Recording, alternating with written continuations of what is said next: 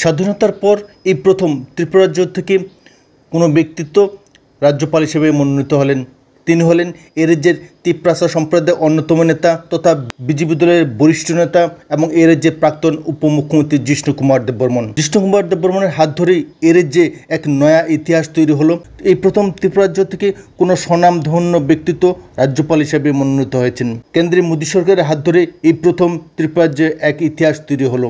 রাজ্যে double engine সরকার এবং সেই সঙ্গে কেন্দ্রের মোদী সরকারের হাত ধরেই এ রাজ্যের এই ইতিহাস এ রাজ্যবাসীকে গর্বিত করেছে। স্বাধীনতার ৭৫ বছর ধরে জনজাতি অংশের মানুষরা শোষিত বঞ্চিত হয়ে আসছে বলে যে অভিযোগ তুলেছিলেন প্রদ্যোৎ কিশোর দেববর্মন, সেই অভিযোগ আজ খণ্ডিত হলো বলে অনেকে অভিমত ব্যক্ত করছেন।